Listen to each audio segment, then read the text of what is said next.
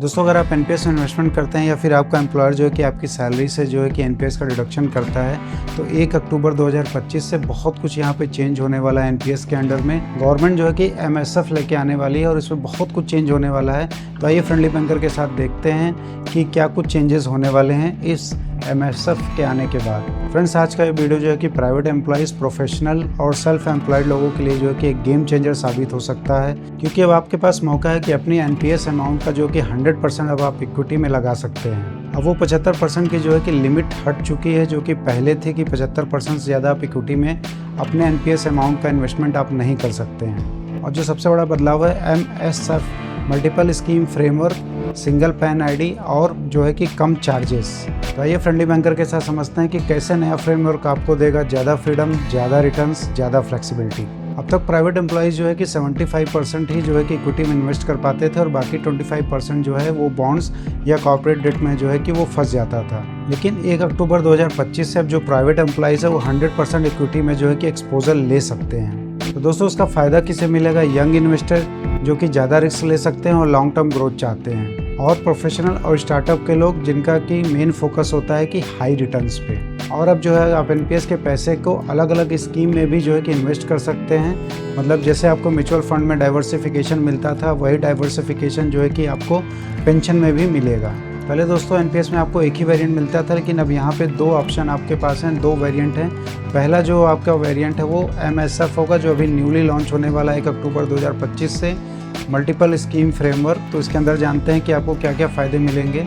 तो सबसे पहले यहाँ पे जो फ़ायदा है कि आप अपने फंड हाउसेस अलग अलग चुन सकते हैं, और जो अलग अलग फंड मैनेजर्स होंगे वो वुमेन, यूथ या फिर किसी एज ग्रुप के हिसाब से स्पेशल स्कीम्स आपके लिए ला सकते हैं। दोस्तों अगर जैसे एग्जांपल है, कोई 30 साल का प्रोफेशनल है, अभी उसने जॉब में ज्वाइन किया है, तो वो हाई रिस्क ले सकता है और अपने एनपीएस इन्वेस्टमेंट को जो 100% जो है कि वो इक्विटी में लगा सकता है। और अगर दूसरा कोई 50 साल का अगर प्रोफेशनल है, तो एक बैलेंस अप्रोच लेके चल सकता है।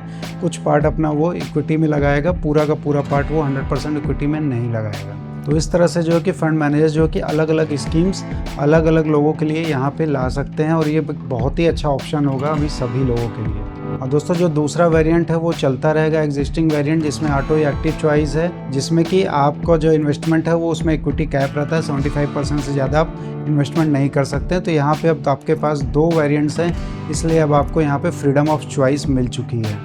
और दोस्तों गुड न्यूज़ जो है कि इन्वेस्टमेंट तक ही नहीं रुका है यहाँ पे, जो कि गुड न्यूज़ जो है कि आपके चार्जेस में भी है, क्योंकि यहाँ पे चार्जेस सस्ते हो चुके हैं। पहले जहाँ पे अलग अलग चार्जेस होते थे, fund management, top services, transaction charges, अब जो सभी है एक ही छत के नीचे 0.3% ऑफ असेट का ही केवल आपको चार्ज लगेगा। मान लीजिए अगर आपने जो है कि सालाना 10 लाख रुपए का इन्वेस्टमेंट किया है, तो 0.3 के हिसाब से जो है कि 3000 रुपये का ही चार्ज आपको देना पड़ेगा।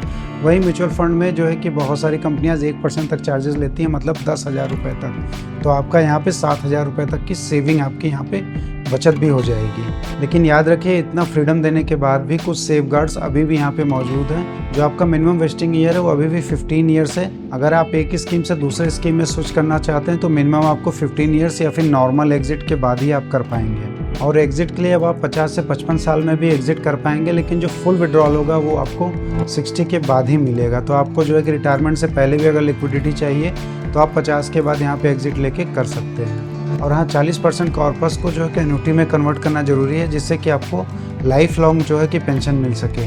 तो शॉर्ट टर्म ट्रेडर के लिए ये स्कीम नहीं है, ये एक सीरियस जो है कि लाइफ टाइम रिटायरमेंट प्लान है। तो दोस्तों अब सवाल, क्या आपको इसमें इन्वेस्टमेंट करना चाहिए या नहीं करना चाहिए? तो अगर आप यंग हैं तो यस, क्योंकि जो है कि लॉन्ग टर्म में इक्विटी जो है कि आउट परफॉर्म करता है। अगर आप 40+ हैं तो आप बैलेंस या डेट मिक्स को चुनें। और सबसे बड़ा जो प्लस पॉइंट है कि अभी भी आपको उसमें टैक्स में रिबेट मिलता रहेगा 80C और 80CCD 1B में। तो दोस्तों आप नीचे कमेंट बॉक्स में जाकर जरूर कमेंट करके बताइए कि क्या अपने इन्वेस्टमेंट को आप 100% इक्विटी में शिफ्ट करेंगे या नहीं करेंगे। दोस्तों ये बदलाव एनपीएस को जो है कि म्यूचुअल फंड जितना ही जो है कि अट्रैक्टिव बना देता है, लेकिन साथ में पेंशन की सिक्योरिटी भी आपको देता है। तो अब रिटायरमेंट प्लानिंग और आसान और स्मार्ट हो चुका है। तो क्या आप तैयार हैं अपनी एनपीएस स्ट्रैटेजी को बदलने के लिए? तो दोस्तों अगर ये वीडियो आपको हेल्पफुल लगा तो आप जरूर लाइक, शेयर एंड सब्सक्राइब करना मत भूलिएगा, और कमेंट में जरूर लिखिएगा कि आपकी एनपीएस स्ट्रैटेजी क्या होगी। तो दोस्तों मैं हूँ आपका फ्रेंडली बैंकर, मिलते हैं नेक्स्ट वीडियो में, जहाँ हम डिस्कस करेंगे और भी बड़े फाइनेंशियल सीक्रेट्स।